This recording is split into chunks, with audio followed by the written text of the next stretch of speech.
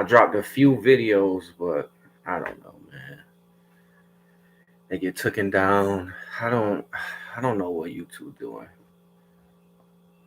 Um, this video is real quick. It's on the first deity on earth, um, the first God, what you wanna if you wanna say it like that. Before before there was a Bible, even in the beginning times of even Kemet or Nubia, there was the mother goddess, right? This deity was venerated all over the world, from Europe all the way to Asia, Africa, West Africa, or Middle East, whatever you want to call it. She was always depicted as a black woman, kinky hair, almost looked like tiny kinky dreads. You know how the girls do the kink twist. Um, fully developed, just big breasts, big booty, big thighs. Um, how our females look, just beautiful, right? Before anybody start worshiping anything, any deity, any god, they all worshipped her. Okay? Now, through time, the Abrahamic beliefs just simply demonizes her. She's not even in the Bible. They they completely just blackwash her right out the Bible. Completely. But if you just research the first deity on earth, I don't even want to put no names on it because she has many names. Many cultures called her many names. Me particular, we know there's Noon, the abyss, the primordial waters, what people like to call chaos. I don't call it that. We're not talking about the creator, right? We're talking about the first deity. See, our ancestors, you can tell they learned through time. Okay, at first we was pretty much like figuring things out. Okay, um, the female was the head of everything. She was the highest form that you can get. Okay, so at that time, of course, the first deity is also going to be female. So actually, goddess came before God. Okay, um, these all female deities all are depicted the same. It don't matter where you find these idols at, whether you're in Asia, Africa, they're typically all depicted the same, but they all have different names. So we have to look at the principles that this idol holds. Um, this is why I don't want to deal with names. She was venerated as pretty much how we see God now, or how people see God now, the Almighty, the Creator. Um, Without her, nothing lives, right?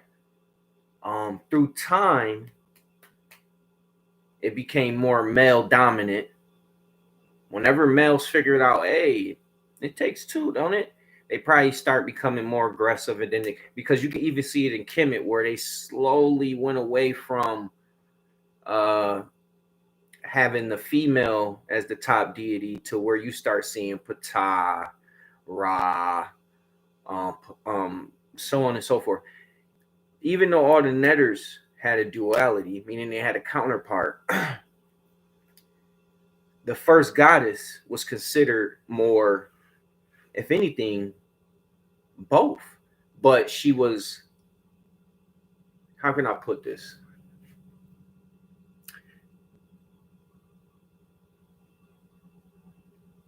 I want to say it the right way. I don't want to confuse nobody. To me, I believe she's a female energy. We're talking about a feminine energy, and we're talking about consciousness here. So the feminine energy created the masculine. Okay, not the other way around.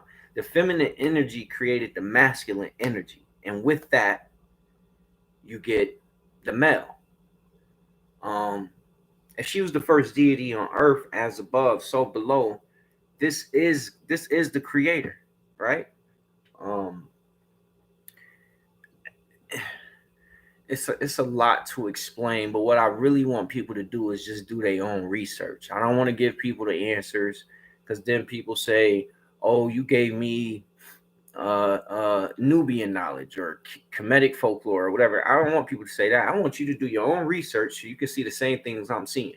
Before any of these deities, Tiamat, any netters, anything, you've seen this great goddess, the great mother. She had many names. Um, but you see her all over first. You see the worship of her first. And you really don't see in too many depictions of male at all. You really see the depictions of the females and how they were treated and how like um they day-to-day issues. Most of these females were high priests. Even in Kemet, we know, also Nubia, we know most of the high priests were females. So we got to get back to what the ancestors was doing. This all male patriotic God that don't have a wife. Even if you go by the Bible, how did 2/3 of the heavens fall? 2/3 of the angels fell from heaven, and they were all men. Come on, man! It was all penises up there. And when they came down, even your Bible tell you they was fascinated with the pussy. They were fascinated with females. Okay. Um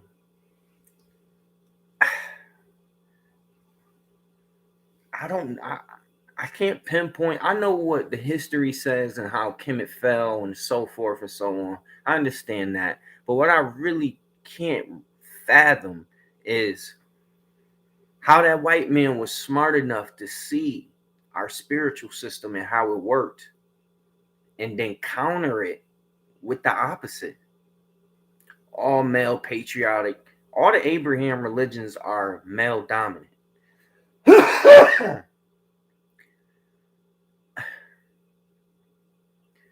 You can tell this was planned and sought out and thought of because they did it to the T and they completely almost wiped her out. I mean, it's not much evidence on her. Even though the idol is all over the world, her depiction is all over the world. Each civilization left their own little information on her, and it's not a lot of information on her. Okay. They tried to wipe her out. That's the most I can say. So once you research the Great Mother, or I would start with the first deity on earth.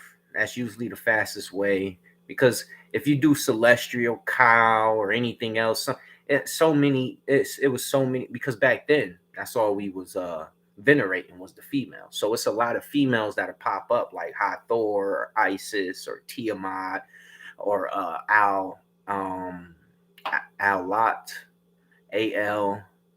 ALLAT, something like that in the Middle East. So you really got to go by the first deity on earth, and her depiction will come up. Like I said, she's what they say, voluptuous. If I'm saying it right, she's a BBW. That's what the idol looks like. Huge breast, huge buttocks, looks like she has dreads covering her whole face all the way around, like what they do in West and South Africa. I mean, as soon as you see it as African. Even though the white European man is going to tell you that this idol you're looking at is a white woman, we all know they built like little boys. So that don't even make sense. And y'all don't have y'all hair like that. Don't even matter. If anybody out here just taking anything the white man say or any pseudo bullshit without doing your own research, and what I do is research the word.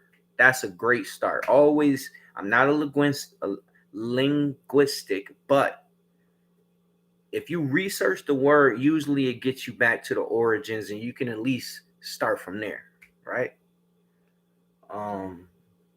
Again, I'm gonna just keep dropping videos. I don't know what's going on. It ain't like I'm getting paid for this, so I don't know why they deleting stuff, and they don't even tell me. It just says uh, some bull crap, whatever.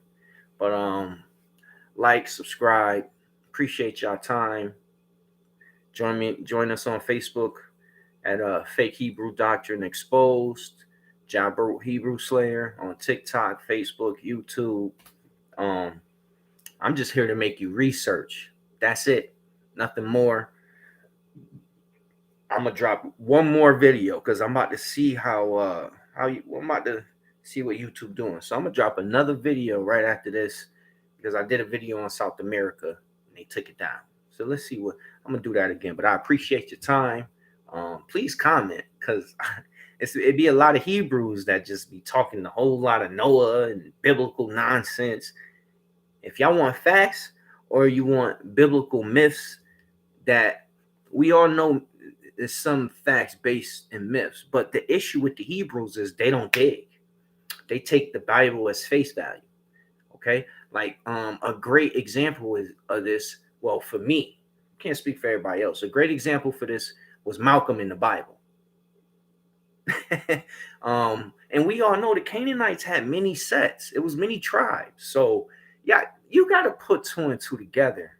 As simple as that. Look at the hat that he's wearing. I'm not going to say no more, but I appreciate your time. I'm dropping another video. Peace.